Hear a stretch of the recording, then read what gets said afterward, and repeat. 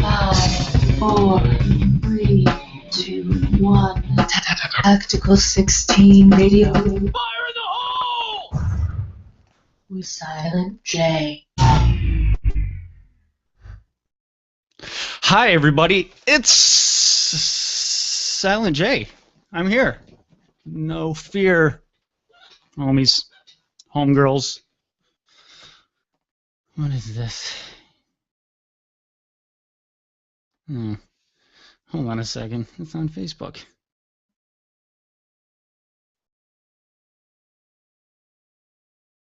Anyway, this is Tactical 16 Radio, and I am Silent J. And there's an echo. Echo, hello, hello. Hear that? It's an echo. But anyway, I am Silent J. This is Tactical 16 Radio, and this officially is the last one for, I don't know, a few weeks. I've been saying I'm going to be hit or miss. I'm going to be hit or miss. This week might be the last. Okay, the next one might be the last. I didn't do one. This one might be the last, but this one is the last because all of this you see, or actually all you see is the green screen in the backdrop behind you, and my microphone and my pop filter will all be gone tomorrow. Yeah, because the moving company is coming tomorrow and getting me out of this place. Okay, I can no longer deal with being in Pennsylvania. I am now going home. All right, I'm going home to Western New York, to the Buffalo area. All right. I had fun. It was a bit of a trip while I was here. I made a few friends. Made one unfriend, the landlady. And other than that, do what we got to do, right? So anyway, this is Tactical 16 Radio, and I am your host, Silent J. I forgot what the call-in number is. I'll figure out what the call-in number is. What is the call-in number for anybody that wants to call in? I should have memorized this a long time ago. I don't know why I did not memorize this. This is stupid on my part. What is the damn call-in number? I don't know. Anyway, while I'm finding the call-in number, Tactical 16 Radio is brought to you by Tactical16.com. Check out Tactical16.com. What it is, if you don't know what it is, but if you already know what it is, you can sing along with me. All right. Tactical 16 is a website that is brought to you by veterans. Okay. It's a veteran-based company that publishes books and promotes books written by veteran authors. It's pretty cool. We cut out all the middleman BS, and since we're not really professional, we're not a professional publishing company. We're just, I don't know, we're like a pro-am publishing company. We're a bunch of amateurs that do professional work. All right, we do work, son. And the work that we do is we take books that are written by veteran authors and we publish them. Okay, it's a very easy concept. It's a fun concept. All right. We cut out all the BS so the veteran writers don't have to deal with the garbage and be lied to, be ripped off, or anything like that. We find a good story that's written by a real bona fide veteran. It doesn't have to be a war hero, even though we have one of those in the fold. Not me. And we tell them the truth. Hey, this book is good, or this book isn't good. Okay? And if it's a good book, what we can do is take your work and we'll publish it so people can go ahead and enjoy your story. But the phone number tonight is 602-399-7787. See, I found it. That is 602-399-7787. Okay, it's for real. But yeah, so that's what Tactical 16 is in a nutshell. not really a nutshell. I hate stupid terms like that, and I don't know why I do that sometimes. I catch myself saying these dumb terms, like in a nutshell. No, it's not in a nutshell. It's not. Because do you know what you can honestly fit into a nutshell? A nut, for one. Maybe a very small object, a thumbtack, a thimble, maybe a penny, depending on the nut. Okay? If it's a pistachio, you're not going to fit much in it other than a pistachio. All right. Now, if it's one of those, I don't know. I don't know the actual term.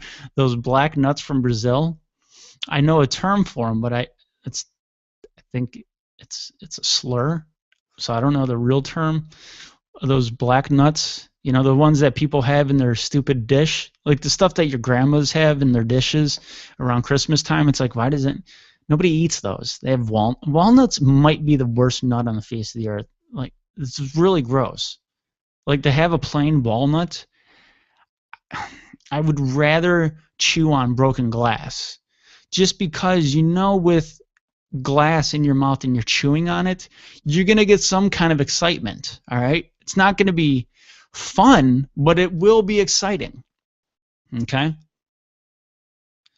so I don't know. Walnuts are horrible. I hate walnuts. I hate the assorted the assorted nuts that you find in the glass dish at Grandma's house around Christmas or Hanukkah or Kwanzaa or whatever, the festival time of the year for all of our, the party time for the deities. Okay, I don't know if Buddhism has anything going on in December, but they should, because everybody else, I think, has something going on in December. But yeah, I don't know. But at Christmas time, those nuts are just disgusting. You have those black ones that look like burnt, petrified orange wedges that are shrunken. They're just disgusting. And then you have almonds, which are all right, but not these almonds, because they're mixed up with all the other nuts, and they just kind of like feed. Everything tastes like a walnut, which is disgusting. Broken glass is better. But then you have, like, you don't have the good ones. Like, if there's a bag of assorted nuts or a dish or a bowl of assorted nuts, I might just go for the cashews and the pistachios and, and the peanuts. Now, almonds, if they were like roasted and salted, then they're good. But plain almonds, they're garbage. They're really good for you. I eat almonds.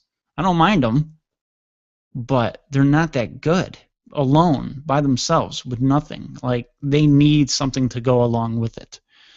And I don't like those at all. Those plain nuts.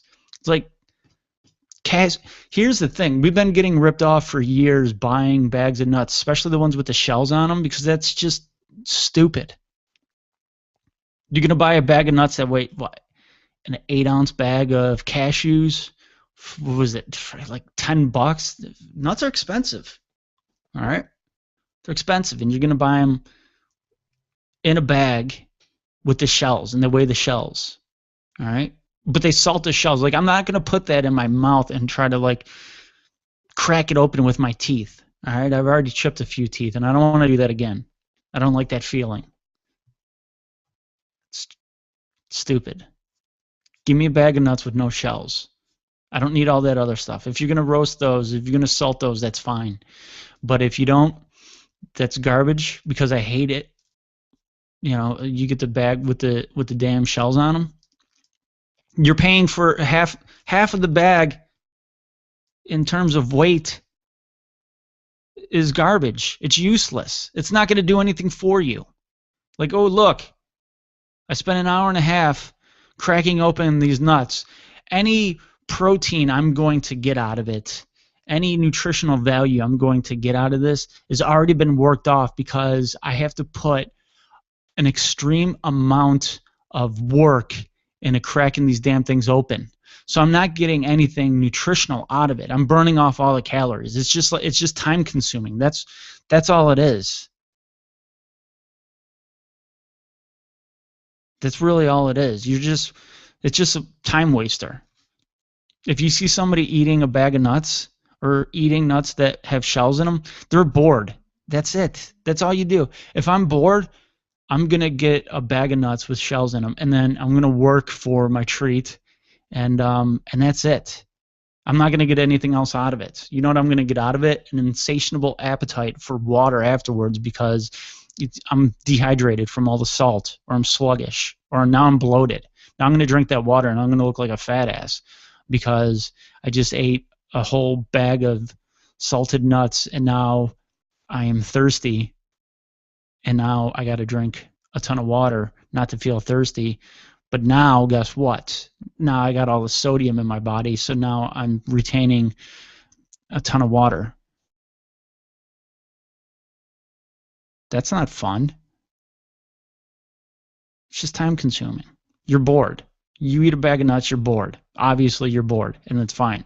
So if you see somebody, if you go to your buddy's house and he's eating a bag of nuts that have the shells on them, he's bored. Do something with them. Play video games with them. Ask him how his day went. Go for a walk. I mean, if you want to do that sort of stupid thing with your buddy, I don't know why two men would go for a walk anyway. I don't want to go for a walk with a man. That's dumb. What am I going to get out of it? Snide comments from people like me as they drive by. Oh, look at those two. Losers. Two grown men should not be walking together. Ever. Except if they're on a patrol in the army or in the military. Or it's the fact that the military doesn't deem us to be adults, so we have to go with a battle buddy.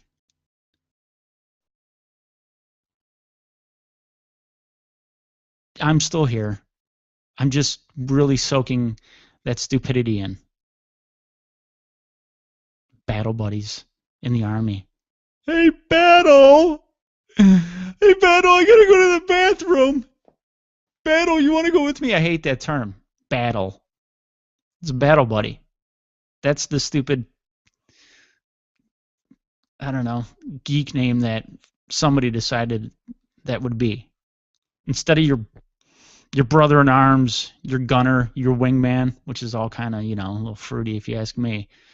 Not that I have a problem with alternative lifestyles. I have many, many friends that are in the realm of the alternative lifestyle, but I'm just using it as a conversational piece right now, okay? It's a little fruity, the fact that I'm a grown, especially when you're in the military and you're walking around with a gun.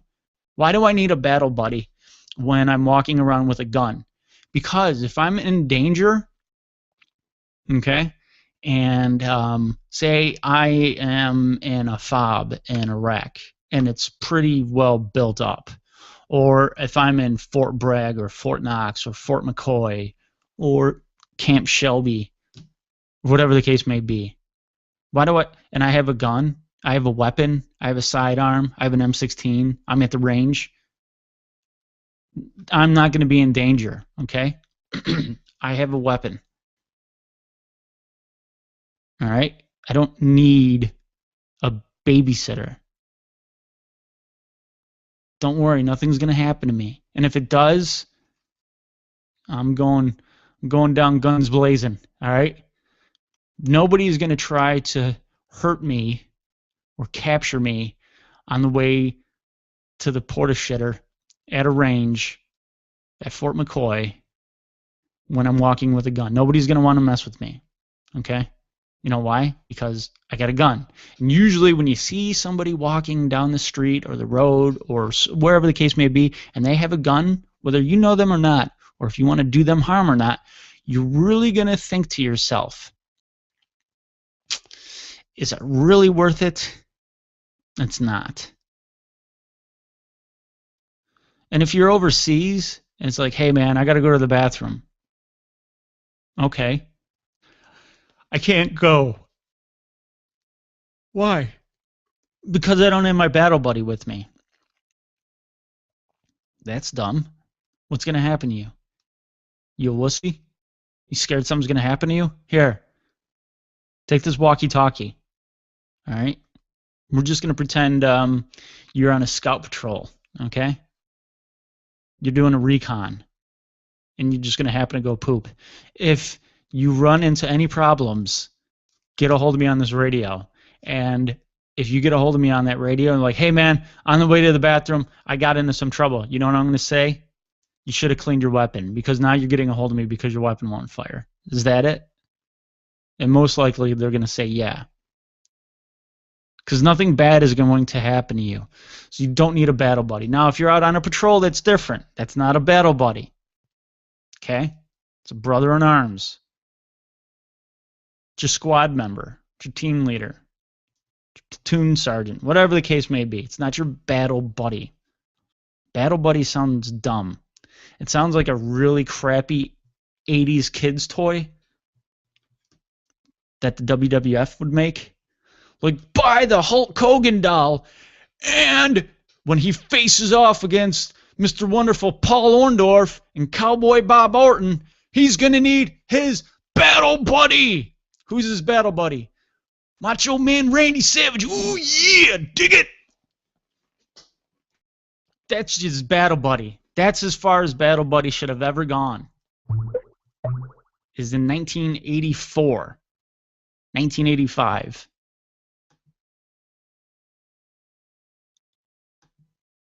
With your WWF Battle Buddy toys. That term is dumb. I don't know what's stupider nowadays. The term Battle Buddy or a bowl of assorted nuts at Grandma's house on Christmas Eve. And you know what? Those nuts are not brand new. Those are from last year. Because, you know, Grandmas are cheap. And rightfully so. Most of them came from a time when, you know, things were a little rough. You know, you had to live meager. You had to live within a certain means. And you're not going to throw away a perfectly horrible bag of nuts because nobody ate them on Christmas Eve. You're going to save those until next year. You're not even going to have enough decency to put them in a plastic baggie. You're going to put them back in the same bag that they came from. And next year, you're going to empty them back out. And then when you put them away, there's only going to be 2 more that are missing. Every year, it just dwindles down by 2. Because you just happen to find that one good one you didn't find the year before. So you eat it. And then you're like, you know, I'm going to give one of these a try. One of these stupid looking ones that look like petrified peacock eggs. And you try to crack it open. And you could use the nutcracker, but that thing never works. It's a wooden toy-faced doll with a sharp mouth. The nutcracker doesn't work. So as you try to open up these horrible nuts from Grandma's house on Christmas Eve, you get this metal nutcracker, and you end up busting your hand open on this thing, and you pinch your damn knuckle, and now you're not even going to eat that crappy nut. And then when you don't eat those nuts anymore, guess what? Everybody leaves Grandma's house on Christmas Eve, and she takes the nuts that nobody ate, and she puts them back inside the bag, and then it goes into her closet. And you know what happens next year? Next year, the same bag comes back out, and then you know what she does? She pawns them off on somebody that didn't have them, because you learned your lesson last year. You got a busted up finger. It kind of looks like that. You got some blood on it, you know, where you pinched yourself. And you're not going to eat those Christmas nuts anymore. She's going to pawn them off on your cousin who hasn't had the joy of eating them. So he's going to dig through the bowl of Christmas nuts, and he's going to find that one almond that's okay. He's going to find that one pistachio that people looked over, and then he's going to pull out a walnut, and he's going to work on it for an hour and a half, because you're going to crack it with the nutcracker, and you're going to crack it open, you're going to pinch your finger, and then you have that stupid crooked spear, and you try to spear the piece of the nut out, and you work for 10, 15, 20 minutes on getting this half of a walnut out of there, and you pop it in your mouth, and you bite into it, and you spit it out, because you realize not only does a walnut taste like crap, but a stale walnut that's been there for 5 years in Grandma's house tastes even worse. And you just get disgusted, and you throw it away, and then guess what? The cycle continues. See, that's dumb. Now, if you look at the Army and the term battle buddy, that too is dumb. I really don't understand why, as a grown adult with a gun, I need somebody to walk to the bathroom with me. Nothing's going to happen, okay? I'm a damn war machine. Nobody's gonna hurt me. All right? Like I said, you got a damn M16, or you might have a saw. No one's gonna mess with you.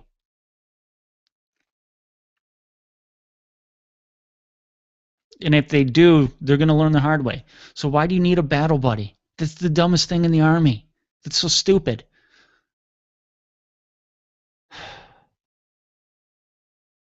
That is so dumb. The Army. This is why I'm officially on terminal leave. Okay, I'm done with this active duty thing, the AGR. I'm done being full time. Not that I don't love it. I loved being in. I've been in for going on 14 years. The last 10 years. Well, 9 years and like 10 and a half months. 9 years and 10 months. Yeah, 1, 2, 9 years and 9 months. Yeah, almost to the day. I've been full time. I've been active duty. I've deployed in that time. I've been stationed in a few states. I've been all around the country. I've been all around the world. I've met a ton of soldiers. Some of them are really bright. Some of them are really stupid. Okay? Some of them are just there. I've been there. And my mindset was, I'm going to do the best I can. I'm going to kick the proverbial ass. All right? I'm going to kick ass while I'm here. I'm going to learn. I'm going to do the best I can. Along the way, I've gotten into some trouble. I've done some debaucherous things. I found myself in some very strange situations. Maybe on another show I'll talk about the adventures of Silent J and AGR. But every year it's gotten worse. Every year it's become daunting. Every year it loses its luster. And I'm done with it. I'm so done. I couldn't. You ever wake up and realize, like, this job isn't suited for me anymore. I'm not happy. I'm not going to be able to do that well. I'm not going to be able to contribute the way I want to contribute. It's kind of like being in a relationship. When you wake up and you look over at your girl, or if you look over at your guy, or if you're Mormon, you look over at your girls, and you just think, I'm not in it anymore. Usually you cut ties, right? That's the problem with the Army. You can't just you cut ties. Your life's kind of screwed. You don't want to get a dishonorable discharge. You want to fulfill your commitment. I had quite a commitment I had to fill. My last set of orders was 6 years. Okay, and I wanted to get out like 3 or 4 years ago. And I was on the fence. I was even on the fence up until a few months ago when I did my paperwork. I really was on the fence. I'm like, maybe it's not me. Maybe it's the environment. Maybe I can change the environment. And then I realized it is the environment, but I can't change it. I could only change my bubble. All right. I can only do whatever's in my little immediate bubble. I can't change big army. People use that term a lot. There's nothing I can do, to really impact everything.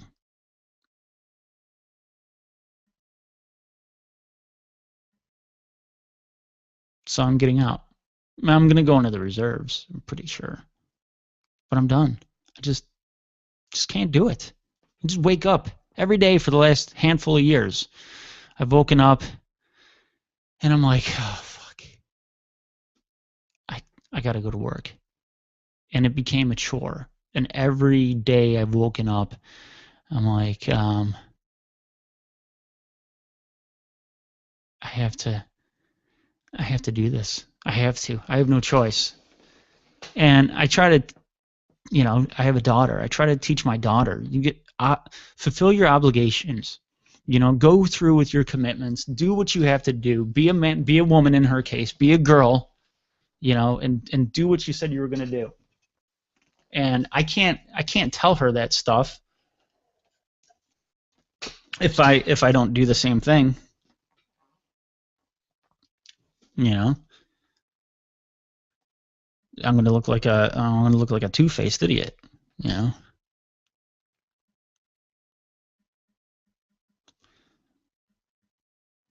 But I've fulfilled what I had to fulfill.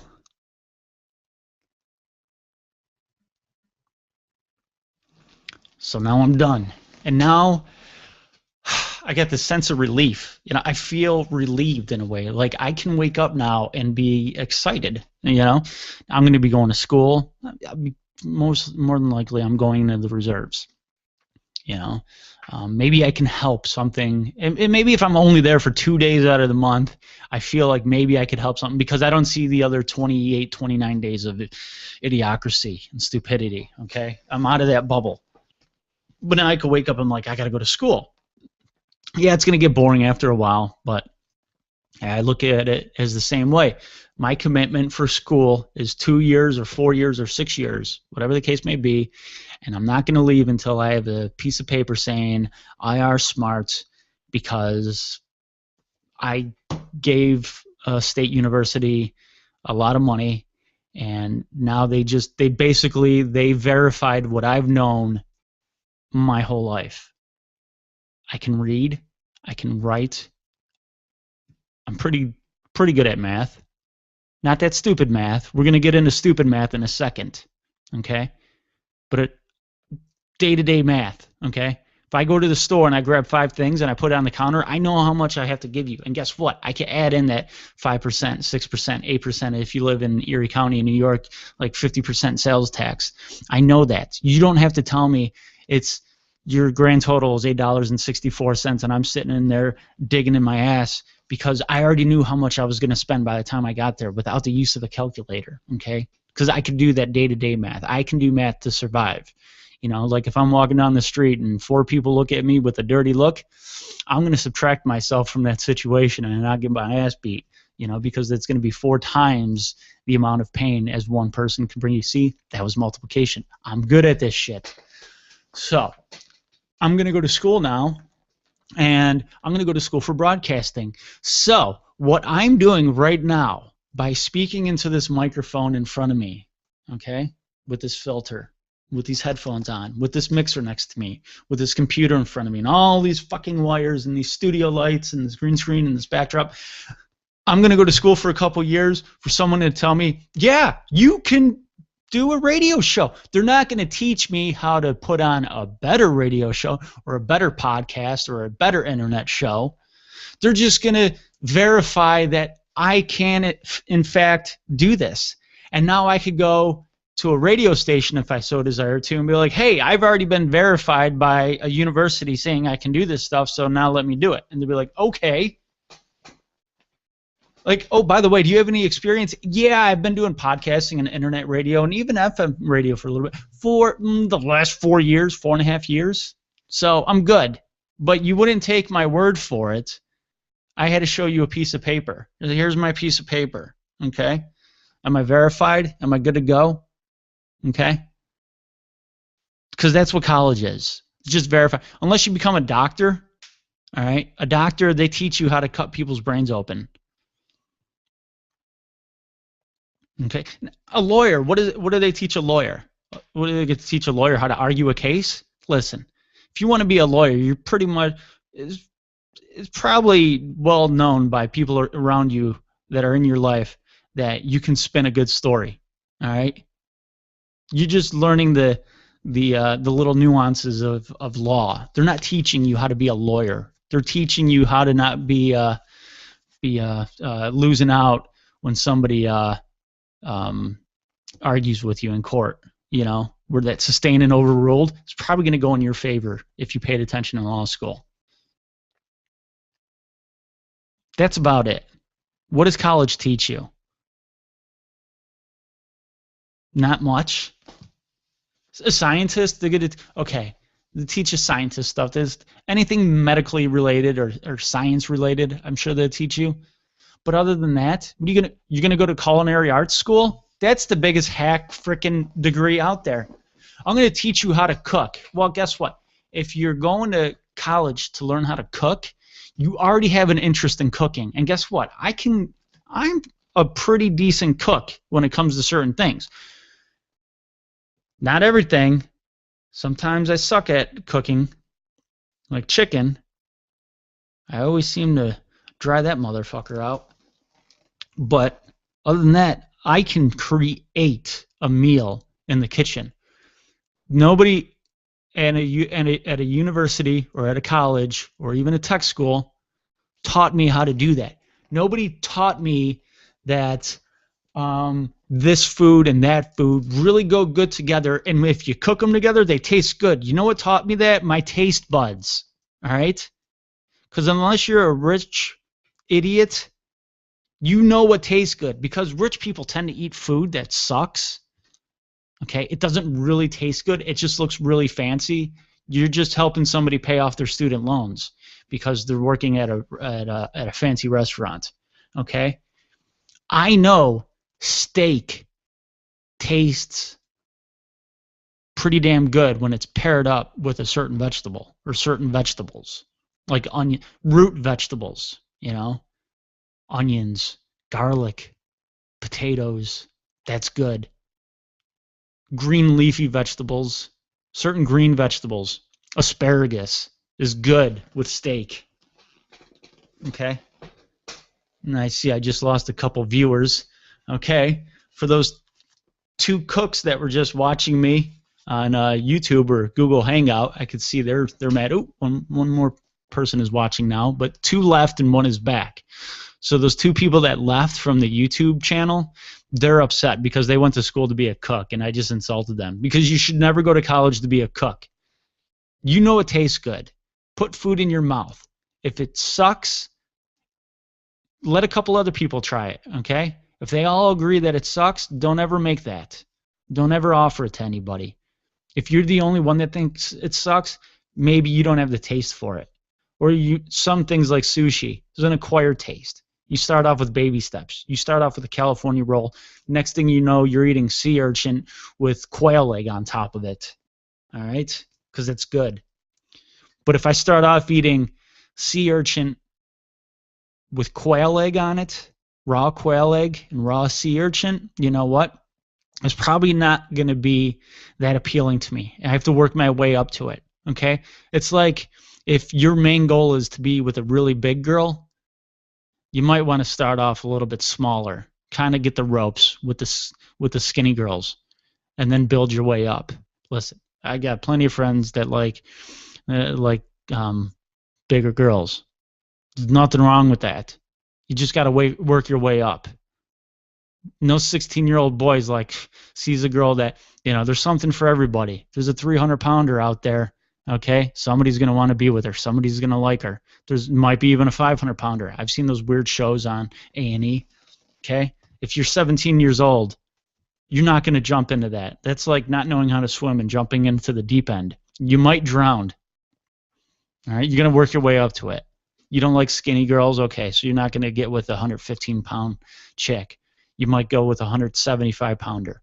And then you're going to work your way up to the 200-pounder and 225 until you reach your goal of 400 pounds, 500 pounds, okay? Nobody jump. It's like you start off in the shallow end of the pool, 3 feet. First time you're ever in a pool, go into the 3 feet area, unless you're 2 feet tall, and you're kind of screwed, all right? There's a wading pool. Go in the sprinkler. Don't just jump into the 15-foot deep end. Never going to see you again. All right? That's your dating advice if you like the big girls. You got to work your way up to it, or else you're going to drown. It's the same thing with food. Sometimes you work your way up to it. Okay?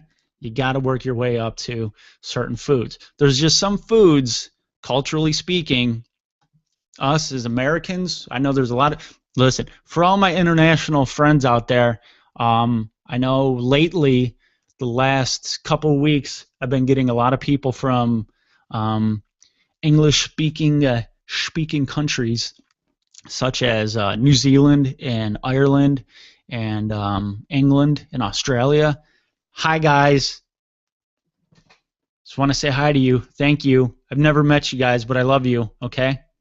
I probably like you more than anybody I'll ever meet from the state of South Dakota, okay? I have more in common with somebody from New Zealand than I do from South Dakota. You know why? Because I think there's an air of intelligence in New Zealand, because they seem to know what the hell's going on. They're in a tiny little island, and they're succeeding. South Dakota, not so much. All right. So for all you foreign listeners out there that are from English-speaking countries such as New Zealand, Australia, Ireland, the UK, hi. Canada, not so much. I got an issue with Canada. So if you're from Canada and you're watching this show or listening, turn it off. I don't need you. I don't want your rating. Dirty ratings. You're bringing me down. Unless it's the Trailer Park Boys. The Trailer Park Boys are listening, you could stay on. I like you guys an awful lot. Might even be a crush. It's not a bromance, because the term bromance is dumb. Anytime you combine words, I can't stand it. Like, what is it? Ben Affleck and Jennifer Lopez? Benifer? That's dumb. Brangelina? Bromance? Your Merce? Oh, shut up. It's so stupid. Just stop it. People in the foreign countries that listen to me, I am almost positive they don't have dumb terms like that. They look at American culture, and we can have an entire conversation with combined words that don't make sense and combined names. And they look at us and they're like, how the hell did they save us? How did America save the free world when they're walking around and a bunch of dudes are saying, it's my Merce. Hey, me and my bromance, we both walk down the street with our Merces. We're badasses. We're going to take the ice water challenge. Somebody from New Zealand's like, holy cow. You know what? If they just would have asked us for help, I'm sure we could have defeated the Nazis. Australia, the same thing. England, not so much.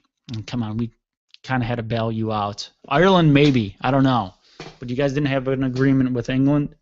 So, I mean, I give it up to you for not wanting to be in their inner circle at that time. All right? But those combined words are so dumb. It's taken a foothold in America to the point where I don't even know if I want to be here anymore.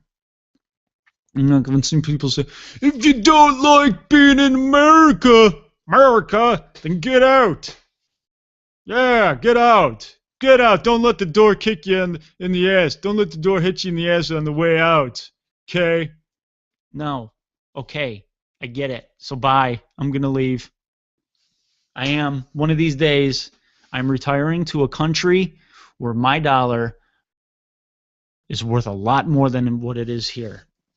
I'm going to go to Belize or Costa Rica or Brazil, and I'm just going to go get lost.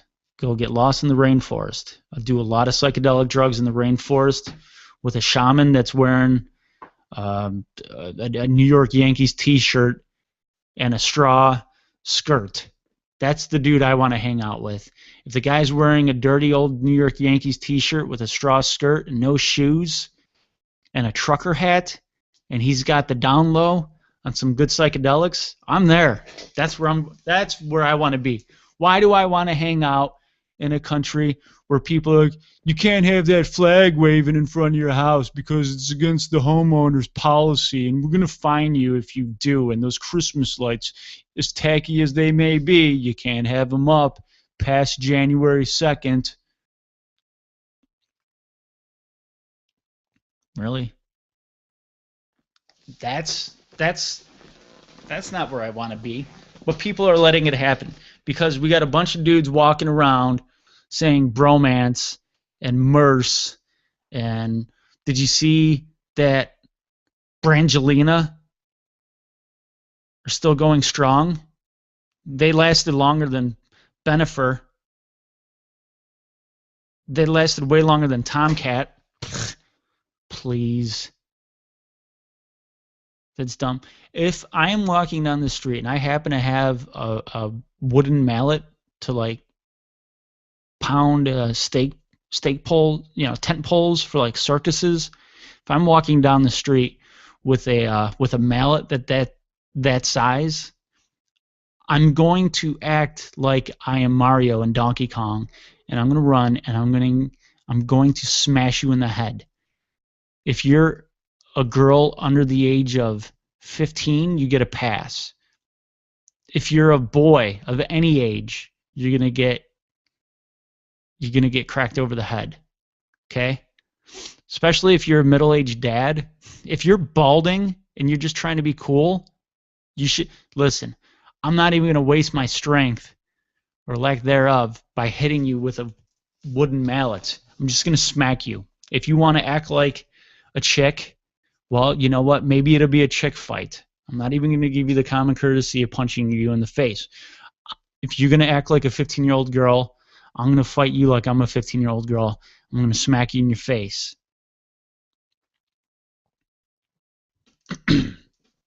Because there's no need for grown men, especially men that are on the downward slope of things, okay? If your hair is going and your gut is growing, that rhymed. It's over. Stop it. You're not relevant. You're not cool to anybody. You will never be cool at that point in your life again. Coolness has left you. Even if you won the lotto, even if you won the Mega Millions or the Powerball, life has passed you by. Nobody's going to think you're cool if you become a millionaire all of a sudden. People are just going to look at you as an easy mark, all right? Like, dude, that guy's got no friends, and he's rich. He's got a lot of money, and he needs friends. Let's use them. That's what people are going to say. If you're a middle-aged man and you're fat and balding and you use dumb combined word terms like bromance to be relevant, those people that are going to be in your life, I'll let you know this right now. And maybe it'll be beneficial for you. Maybe you're going to have some fun, all right? Maybe you know it's fake. Maybe you like living in a bubble. I don't. But all those people around you are just there to use you, okay? They're going to treat you like you're MC Hammer and they're Oakland. They're going to take all your money. And pretty soon you're going to be on some crappy TV show talking about how you were rich, how you were at one point thought to be cool. Just like MC Hammer. You never will be cool, okay? MC Hammer's coolness was so dated. Come on. The guy had these crappy parachute pants. He couldn't really dance. It's just he would move his legs back and forth a couple times, but his pants would wave around so long after the fact that you thought he could dance. It's like, wow, that guy is still moving. Now if you look at it now, get an MC Hammer video on like YouTube or something. I would pull one up from YouTube, but they would tell me, no, you can't do that. So I'm not going to try. Watch an MC Hammer video. Watch it in slow motion. Pause it and watch it. Pause it, watch it. Slow motion. Pause it, watch it. Go back. Rewind. Pause it, watch it. And you're going to realize all he was doing was the fucking Charleston shuffle without moving his hands in front of his legs. He wasn't doing the JYD. He wasn't doing the junkyard dog. All right? He was moving his legs like the junkyard dog, but he was moving his hands around like he was on fire, like he was Michael Jackson on the set of a Pepsi commercial. That was the extent of his dancing. But because he had these ridiculous pants on, his pants would move, and that's it. He would not be moving. 5 minutes later, his pants are still flapping around, and like, damn, that guy can dance. Now you watch it, it's like, damn, that guy was a hack. No wonder everybody in Oakland spent all of his money. He wasn't really talented. He was just an easy mark. You know, he is the grown man at the magic show, like going, "Oh, that is oh my God, do you see that? It's magical. Do you see that? I can't believe he did that. The fuck did he pull a rabbit out of his hat? Where'd the quarter go? He had it, and they went like that, and it's gone. It's gone. I don't know where the quarter is. Stupid. Do you see that? The guy's magical. Wow. You know who likes magic shows? Little kids. Little kids like magic shows. You know why? Because little kids are only a year removed from really thinking the tip of your thumb was their nose. And you're like, I got your nose. And like, oh my God. And they're like this. How come when you do that to a little kid, they don't just go like this? No, I got it, stupid. See, with me, you couldn't use your thumb because my nose is so big. You'd have to have like 3 fingers in there for me to even think it was believable when I was a little kid. If you grab my nose and went like this, I got your nose, I'd be like, no, I can literally see it. I can see my nose. My nose is so big. I look down, I see it. You're bullshitting me. A year removed from that, a little kid thinks magic is real. And that's fine. It's just an illusion. All that stuff that Penn and Teller do, just smoke and mirrors. It's literally mirrors. Mirrors and lights, not smoke so much anymore. It's mirrors and lights. It's fascinating because I don't watch magic and be like, wow, where did that go? How'd they do that? I'm watching it like, I'm analyzing them like, okay, I could see where they did this, this, and this. That's really creative.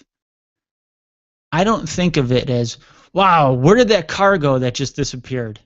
I think of it as, wow, how did they come up with the idea to do that? That's what fascinates me. Wow, where did they get the idea to do that? I know that ultimately the idea is to take your money, but I look at it as like, wow, that's pretty good. I know that car is still right there, but how come from this angle I can't see it? How were they able to pull that off like that? Because I know that car's still there. Okay? There's a bunch of mirrors blocking it. That's pretty impressive. I wonder, how did they come up with that equation in their head to make me believe that they made a car disappear by going like that, saying, I got your nose. That's what I see. That's what I do when I'm at like a magic show or an illusion show. Okay? A kid that a year away from thinking that you took his nose, he's the one that's like, whoa, whoa. It's like a Protestant watching a magic show in the 1600s. Whew, oh, he's got some powers. Oh, I don't know about this. Guy's got the devil in him. That's what they thought when black magic. That's what they thought when they saw magic 400 years ago. This is otherworldly powers this guy possesses. That's what little kids think when they see magic. They don't think it's the devil, unless it's a little kid from like Georgia. That's the devil. That man up there's the devil. He just made a quarter disappear and all the money in my dad's wallet. My dad's going to go home and beat me now. That's the little kid that thinks magic is real. Okay? Like, whoa. That's, what kind of powers did this guy have? You know? That's it. So if you're a grown man and you're walking around doing stupid things, trying to be cool and relevant, you probably still think magic is real. You probably still think MC Hammer was pretty fucking talented when he really wasn't. You know, you just no use for you. I have zero. Now, here's the thing. This will lead me to this was my swan song of an army story. This is what made me realize that, you know what? I think I did the right thing. You know what? I'm pretty sure I did the right thing. I had to go and out process last week. Was it last week? Yeah. I had to go and out process last week. And I went overnight.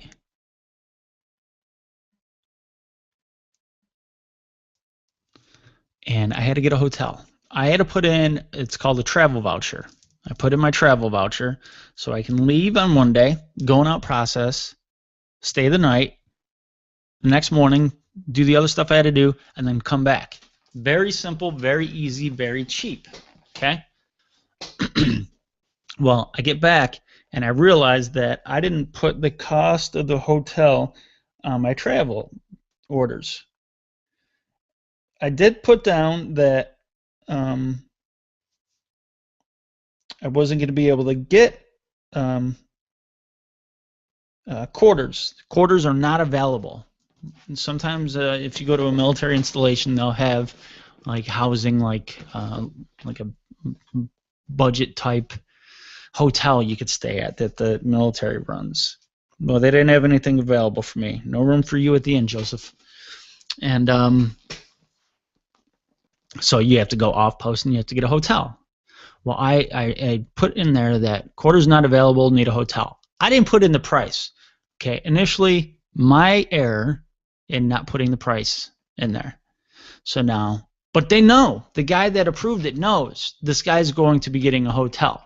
Okay, and I went cheap. I went extremely cheap, so I didn't have to justify like the high expenditure, the high cost of a hotel. Trust me, I went cheap and I was not impressed. It was a Motel 6, but it was gross. As soon as I walked in, I sat down at the desk, sitting there like, okay, good. There's no carpet in here. It was just like the fake hardwood floors. I'm like, all right, that's good. And I look and there's a hair stuck in the edge of the desk. And it wasn't head hair, all right? And I'm just looking, I'm like, that's freaking gross. I can't touch this desk now because there's a pube sticking out the seam of the edge of a desk. Who does that?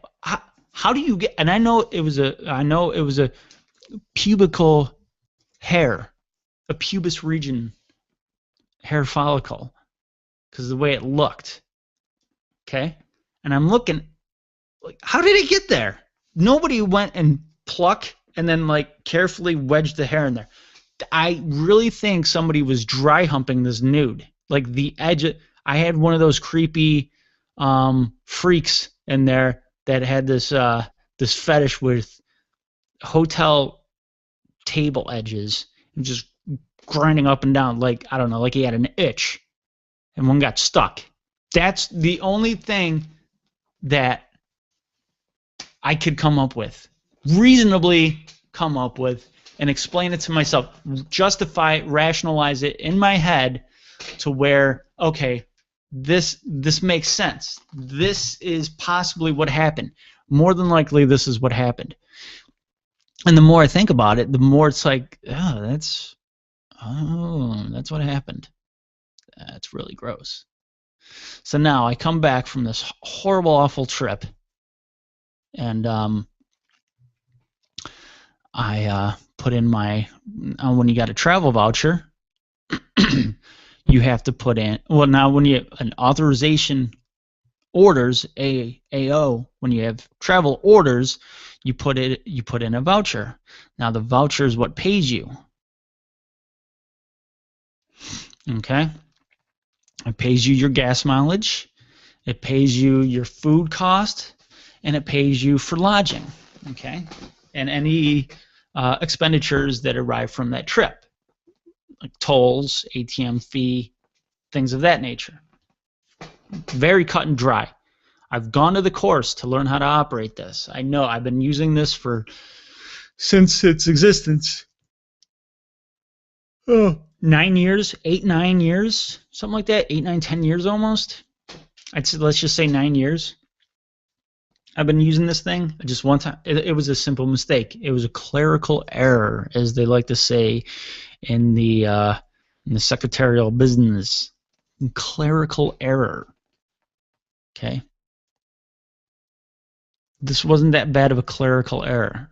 You know, when you release a prisoner due to a clerical error, that is a big problem. If I forget to put $42.50 in something, it's not that big of a deal in the grand scope of things. You could go back and fix it. Well, I put it in, and I'm like, oh shoot, I forgot to put in the amount. So now I wrote in there, hey, this was the amount. Here's the receipt. Here's all the other stuff. Pay me, bitches. And I get back, hey, no, it's not in there. I'm like, yeah, I know it's not in there. I can't go back to the original document and change it. It's view only. Well, you got to go back in and change it. No, it's not an edit and view. It's a view only, okay? Because it's already been stamped, approved. But I know you can change it because trust me, I know this has happened before. All right.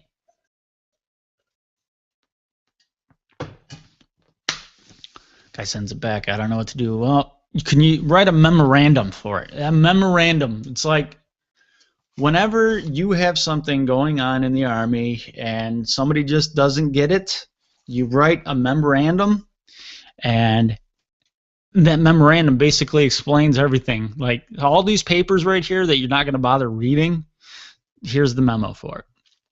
That's more or less what I had to do. I had to make a memorandum. Memorandum, such a dumb word. Memorandum. An explanation of stupidity is more like it. And so I send in the memorandum. The guy above me approves it. The guy above him puts the kibosh on it. Stop. Hold on. Hammer time. Stop. This guy... You don't have the amount in there. And I explained to him. In the notes, in the comments, there's a little comments section. You can leave notes. And I explained it. Before he even got it, like, hey, this, I know what you're going to say. This is what happened. This is the deal. All right. I can't do what you're going to want me to do, but here you have the receipt. You have a memorandum. You have the explanation. Now I know. Go do your job. Now I get it back.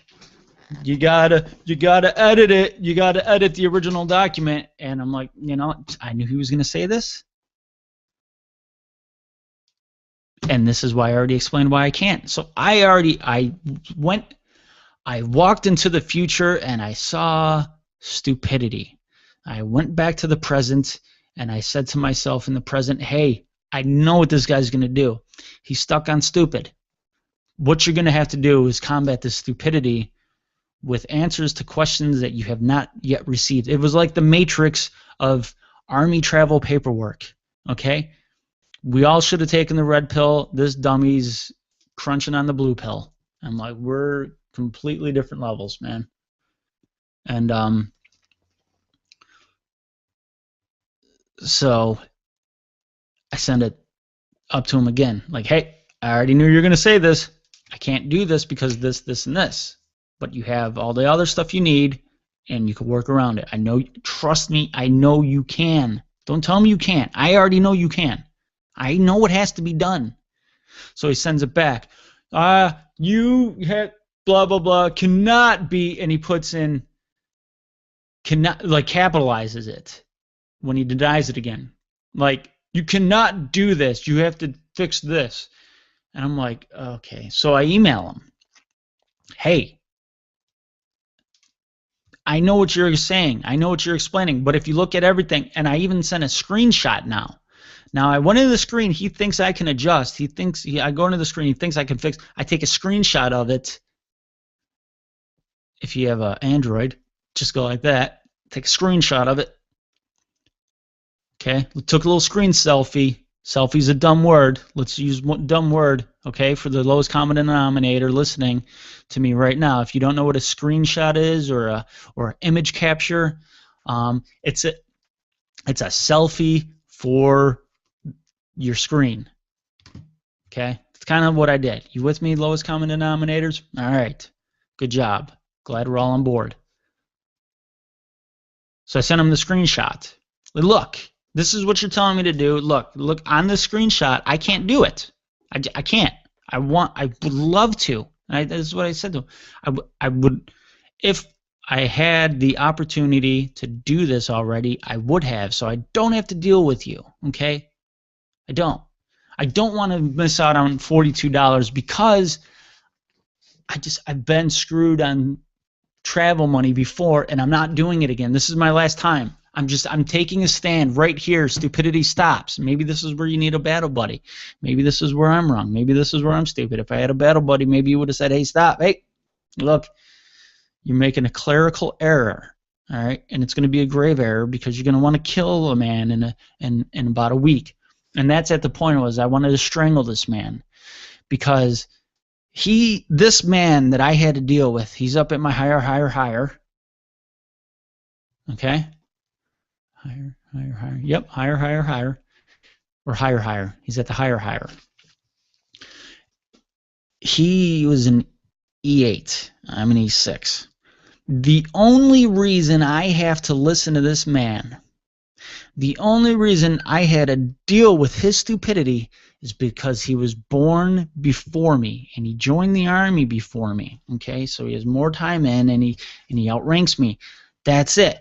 If you put him and I on a level playing field of age and intelligence and abilities and capabilities, I would have crushed his guts. Like literally, it would have been bad. Okay, it would have been really bad. I would hurt him. All right, it'd be like Vader fighting Barry Horowitz. No contest. So I have to deal with this guy, and I'm trying to deal with it. Give him a level of respect he doesn't deserve, because I know if we were at a civilian job, he would be looking at me in his cubicle, looking at me like, that guy is 10, 12 years younger than me, and he's my boss. It's just not fair. It's just not fair. He thinks he's so smart with all his intelligence. And you know those people you have at work, the guys that are older than you, but you're superior to them because they just don't get it. They're just dumb. They're the old dumb people in the office or at the workplace. I've been here for 20 years, and that guy, he's my boss. Yeah, that's it. This guy just like, oh, I can't deal with this. I can't believe I have to work for that punk and all his freaking brains. And, the jealous old guys. They wonder why they're still at entry level, 20 years into a career, all right, and you're mid-management after 6 months. And they're just sitting there, like, plotting to, like, how to get promoted twice ahead of you so they can be your boss now.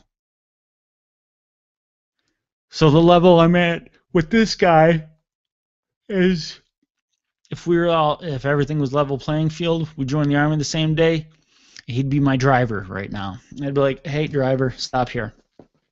All right, because drivers, to me, when I have a driver in the army, I don't look at them with too much admiration. I can tell you that much.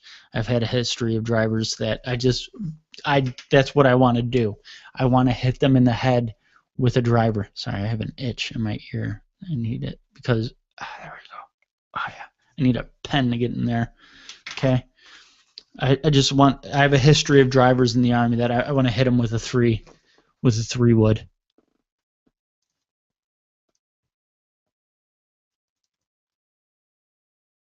That's what I want to do.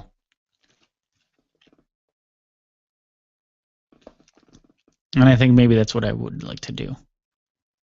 I want to go hit this guy in the head with a driver. Maybe a hybrid, so I could get a good wind up. Good nice tee off on him. That's what I'm going to do. Because it took me 3 emails saying the same thing to get through to this man to where I got the same results. Then I had to go with a phone call, and the guy didn't pick up his phone. The guy let it go to voicemail. I know he was sitting right there because he sent me an email, and 2 seconds later I was on the phone. I looked up his phone number, and I called, and I spoke to him like he was a child, because at that point I lost my damn mind. I'm like, I can't. deal with this man who is putting a capital word. He capitalizes every letter of a word in the middle of a sentence to try to prove a point. Like, he's proving a point, like, you got to do this. You can't. C-A-N-T, capital letters, can't. I can't do this for you. I can't pay you this voucher. That's what he was saying. I can't. Well, no, you can, okay? So you're going to talk to me, you're going to capitalize stuff and act like I'm a little idiot, okay? So, because that's the level I got from you, this is what you're going to get from me. I'm going to talk to you like you're a child. I'm very condescending. So I call up, I'm like, listen, so-and-so name, because he had a really long, obnoxious, annoying, useless name. Listen, I don't want to have to do this. I don't want to have to email you a bunch of times. I don't want you to have to deny my voucher over and over again. I know initially I was in error of doing something, but I know how it can be fixed. You're telling me something, okay? You're telling me something that I can't do.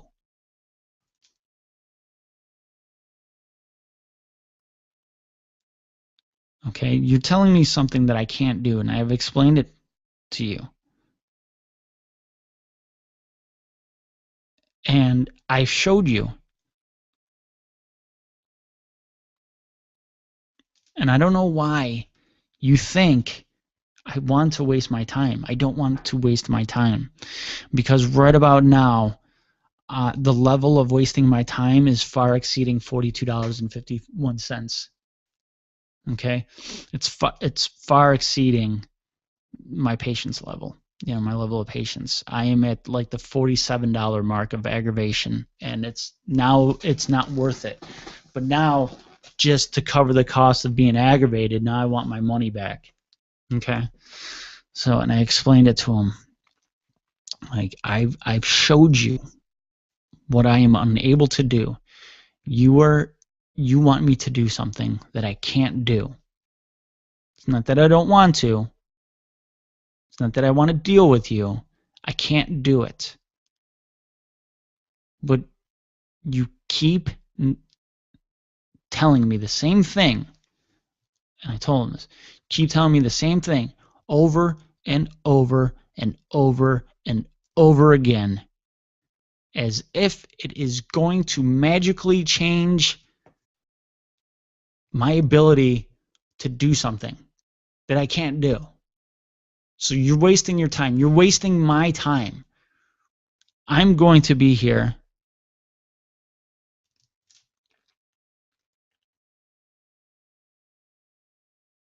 I'm going to be here for about another half hour, right?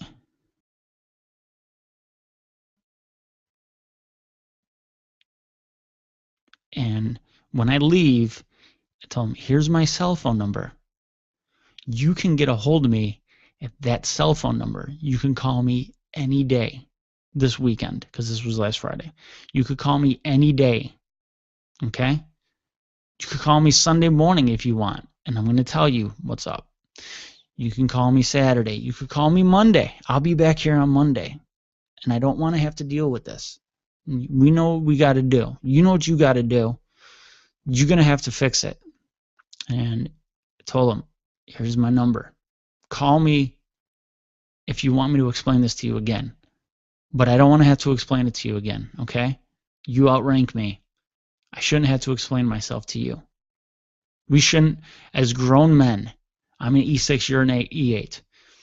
Neither one of us should be explaining this shit over and over to each other when only one of us is intelligent and you're looking at him, okay?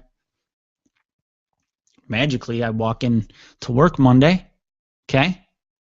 And look at my email. Just sign. And I looked, like, this guy got it. He figured out that he was causing me the damn headaches. He figured out that I couldn't do what he wanted me to do. So now guess what? Now I'm getting paid my damn money. So this is why I'm getting off. That's the perfect example of why I'm getting off AGR. because anywhere else, any other marketplace, any other work environment, anywhere else, I would be telling this guy the amount of sugar and creamer I want in my coffee. I'll be sitting down at a big boy meeting, and he'll walk in. Do you need anything, sir? Yeah, give me, you know what? Give me a large coffee with 1 cream and sugar. All right. I'd prefer to go for the coconut oil and grass-fed butter, but you're going to mess that one all up to hell. So I'll just take a quick creamer and sugar. All right. Thanks. No, and I don't want a pastry. That's what I would have done. That's what I would deal with this guy anywhere else. But in the Army, did you feel like, oh, this guy's been here a long time, so he's everybody's boss? Okay? That's the Army. Corporate America, this guy shows a level of intelligence that far exceeds anybody else. This guy shows work ethic that far exceeds anybody else. He is the person for the job. She is the person for the job. Let's promote this person. But what about this guy? He's been here for 30 years. What about him? He's still at the same spot. Forget him. You know what? He's loyal.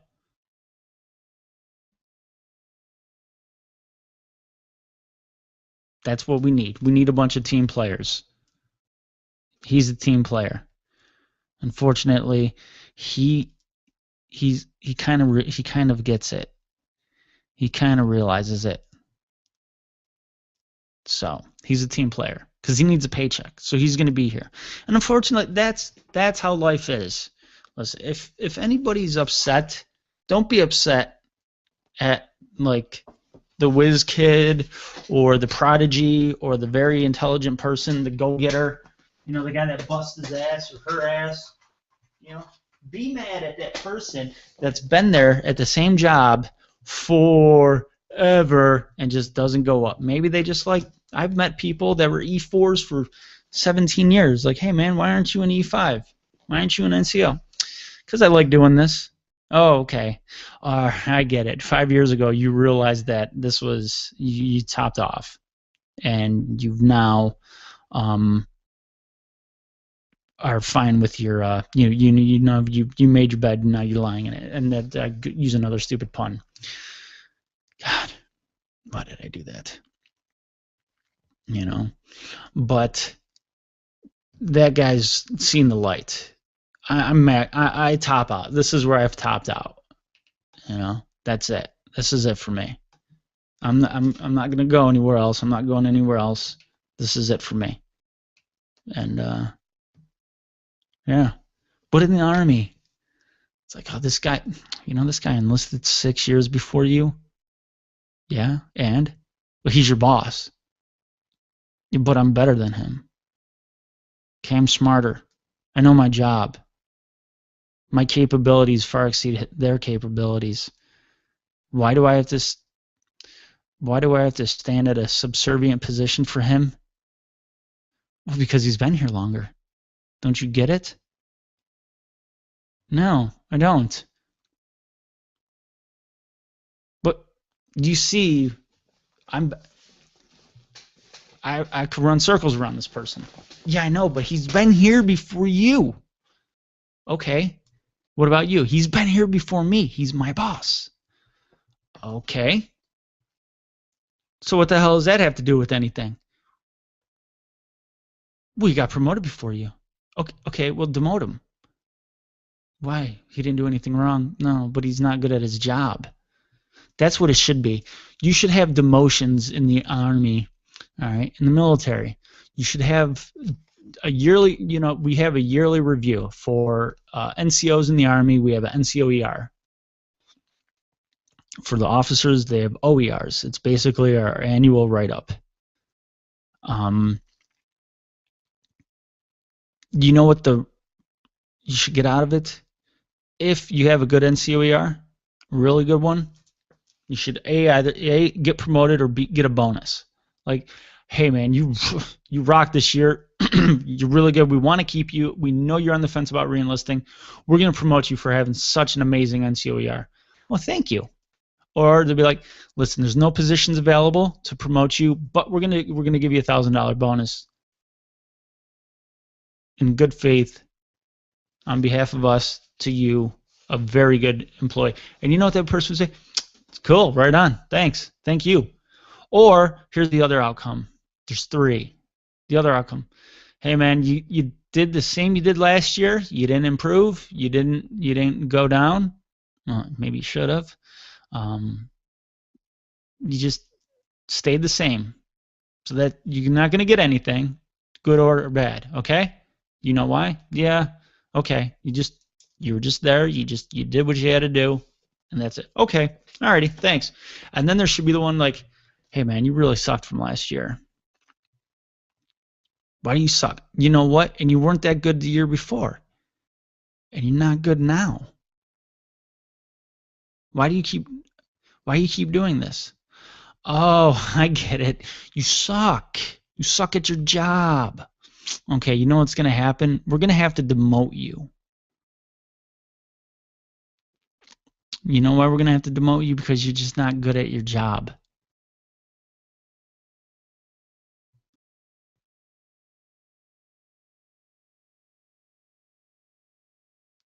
So you're going to have to take the stuff that's off your sleeves, and you're going to have to rip them off.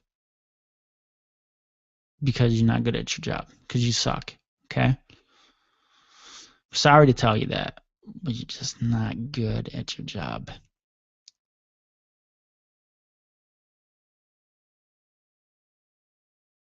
All right. Any arguments? No, I'm not good at my job. Okay.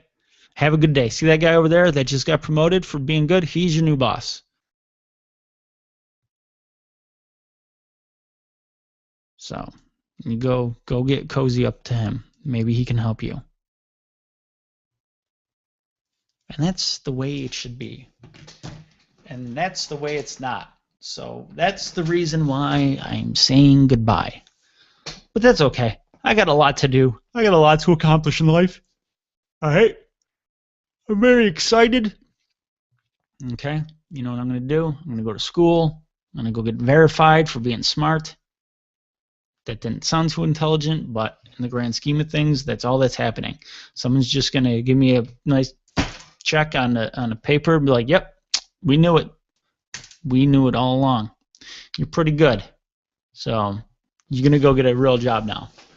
So, but yeah, that's that. That's it. I'm only going to do 7 more minutes. Do an hour-and-a-half show, and I'm going to get this posted up on Podbean and iTunes, which, listen, in the meantime, while I'm not around for the next few weeks, I want you guys to do something. I want you to go to iTunes, and I want you to rate and review my show, okay? I'm not asking you. I'm not pleading with you. I'm telling you, go and do that. Go. You got to go give 5 stars, all right? It's just simple as that. 5 stars, okay? Leave a nice review. Lie to me. Actually, you know what? This was a good show. So if you give me anything other than a 5-star review for this show, you're an idiot. All right? So that's what you need to do. You need to go give me a 5-star review. All right? And be nice about it. Go to Podbean. Subscribe to the show on Podbean. It's Tactical 16 Radio with Silent J. It's on Podbean and on iTunes. Subscribe to it, rate it, review it, do what you have to do. If you don't do it, don't ever listen to the show again. All right? So serious. So serial, guys. Very serious. But what's going on next week? Oh, I know. There's not going to be a Center Mass show this coming up weekend because I'm not going to have internet at the new place yet. All right, and I got to find a place to do the show. I still got to figure that out. So, ain't going to be a show. There's not going to be a Tactical 16 show next week. But the following weekend, what's going to happen is I'm going to go out to Detroit. My co-host, Rob, from Center Mass with Rob and Silent J, we are going to go and I'm going to meet him. He's going to do some stuff. He's going to be like a main speaker for a conference for USA Cares or something to that effect out in Detroit. So I don't know if this is a public thing or if it's just like a private gathering. I don't really know. I have no idea whatsoever. But I'm going to go there and we can get together. We've never met each other. But I had a hangnail. Sorry. I hate that. We're going to go, and I think we're gonna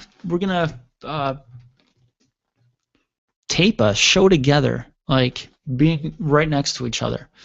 I think if we have the opportunity, it's not going to be the main point. The main point for me is to go out there, finally meet Rob, and even though we've been friends for a few years now, I'd say a few years. I don't even. When did the first time I interviewed him? A couple years ago, 2 years ago, I want to say. I think, yeah, it had to be. I'm not quite sure. It's been a couple years, I'd say. So yeah, and we've been on each other's shows quite a bit, and we started our own show together, and just happy, joy, and so we're gonna get together, and I want to check out USA Cares. Heard it's a very, very good company, and I've heard nothing but wonderful things about them. So that's that.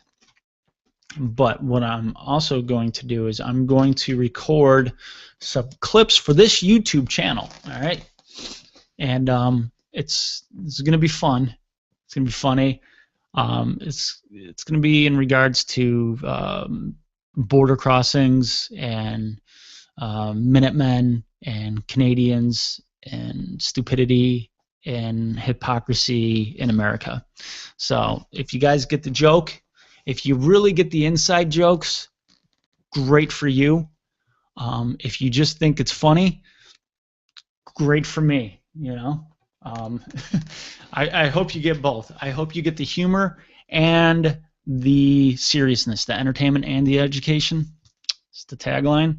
If not, if you just get one or the other, all right, you're halfway there. If you're watching these clips and you don't get it at all and you're not laughing, I want you to go play in traffic, okay? And that'd be great, all right? That'd be ideal, all right? But yeah, so that's that, and so that's what I'm gonna put up there in lieu of a show, and we'll see when I do a show again. Probably gonna be at least a few weeks, maybe a month. Maybe a month. I'll probably do about 3 weeks of no show, because within that time I'm going to be starting classes at school, and I really want to focus for like the first couple weeks with no distractions of trying to book guests or anything like that. And that's why I haven't been booking guests lately. I want to come back with a bang, and then just have guest after guest after guest, and just bam, bam, bam, bam, bam, and just fucking kick ass. But yeah, so until then, I'm gonna get going, and I do want to say one thing. With Robin Williams passing away, or dying, killing himself, the guy was funny. Guy was funny as hell. He had his demons, and listen, I've known a few people that have committed suicide, especially being in the military. We have that. And I'm aggravated the way society is handling it. Like, oh my God, it's such a tragedy. Yeah, I'm not taking away from the life of a human being. It's just, it sickens me that I go on Facebook, and the other night, 24 out of 25 posts, it was about Robin Williams. When you know what? 23 out of those 24 posts didn't give a shit about Robin Williams. It's just that one person. There's always that exception. So that kind of aggravated me. It's like, you bunch of fakers. You really are a bunch of fake people. My friends included. just fake. Stop it. You know, it just annoyed me to no end. And yeah, I was just aggravated with that. So it was annoying. And I'm not taking anything away from the problems that what do you call him? Robin Williams faced. Listen, he was depressed. He was an addict. He was a recovering addict. That's a lot. That's a lot to get over. All right. I myself am a recovering addict. You know, I've had issues with depression and substance abuse and life and death struggle. You know, and I've been there, and it's hard. You know, people say, "Oh, that person's so selfish." You know, that person is selfish for killing themselves. Yes and no. Yeah, it's selfish because you leave behind people that grieve for you, not fans, but real people, like family and kids, you know, loved ones, true friends. They grieve, but they also know if they're that close to you, they also know what kind of pain you were in. And there's sometimes you just cannot escape that pain. You know, I mean, I tried. I had a bout with failed suicide attempt. Thank God that it was failed. And because at that time I wasn't getting anything right in my life, and I am just so happy that suicide was one of those things I wasn't getting right, because I kind of rebounded extremely well, I might add.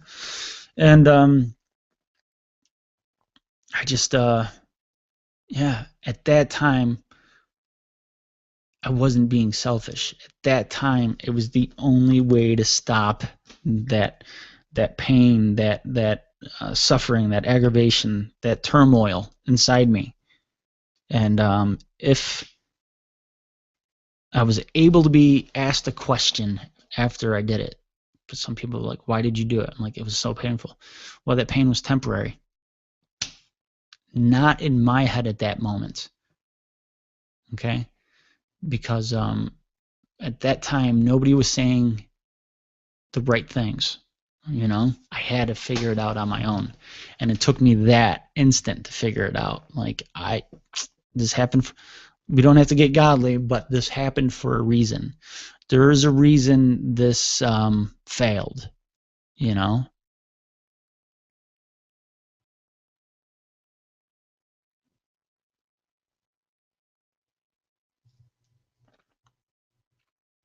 And you know, that's you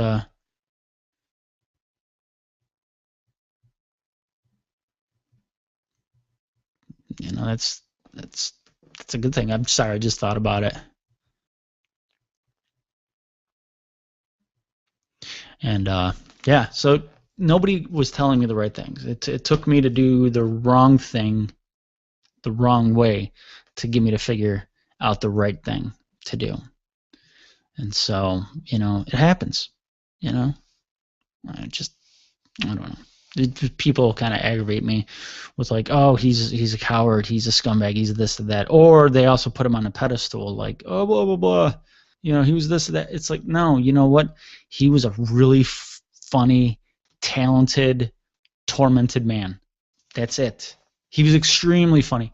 One of the first TV shows I remember watching as a little kid was Mork and Mindy. It was more. What do I remember watching? I remember watching just some crappy sitcoms other than Mork and Mindy. I mean, Mork and Mindy was good, but what was on at that time? Some detective show, Barney Miller. I think that was crappy.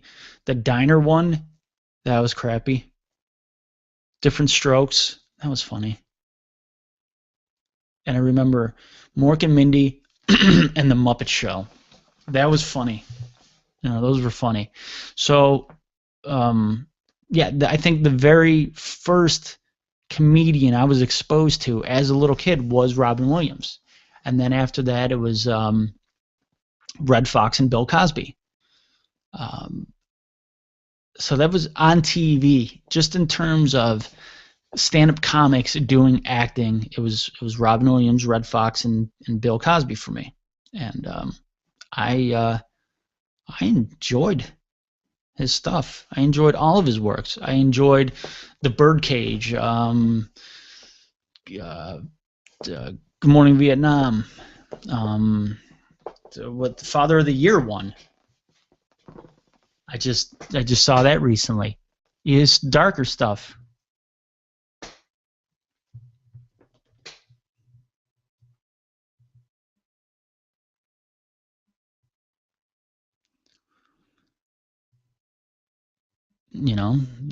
I like this darker stuff. But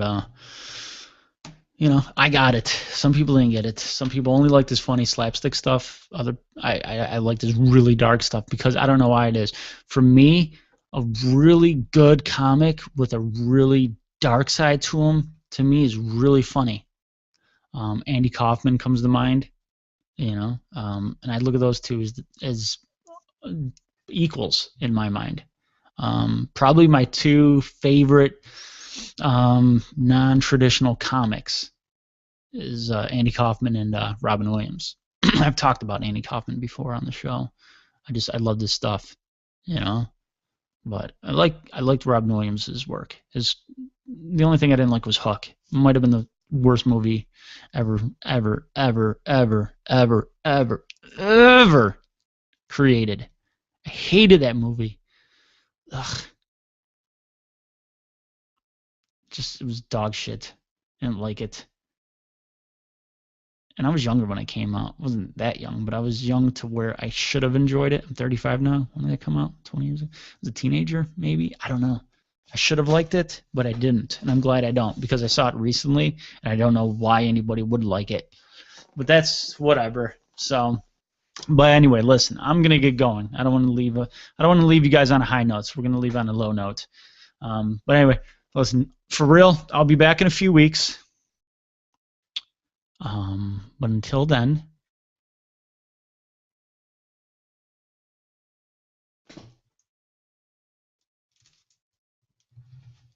then, enjoy my body of work. All right.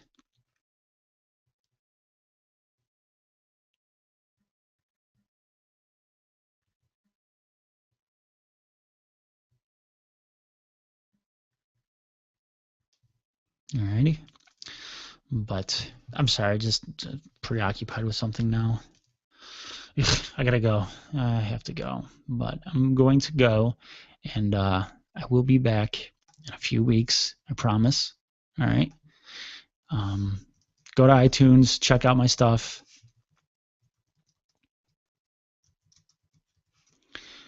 All right. There we go. I wanted to get something there for you. All right, there we go. Okay, all right, and I'm just babbling. All right, I had to do something. I should have had something set up before, but I chose not to. And now I have it. There's one guy that keeps saying no to my invites for the show. I'm getting rid of you completely. Piece of garbage. But I'm going to go now, all right? And I will see you all in a few weeks. And, yeah, just check out the channel and go on iTunes, check out my old shows, go on Podbean, check out my old shows. And I'll see you soon, all right? Take care, guys.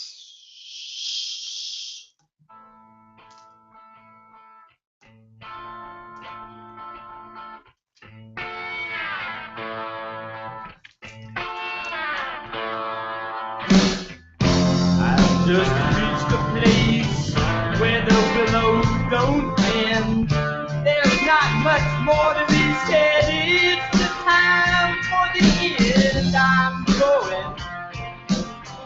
I'm gone. those in the book on the pages and the text, and I don't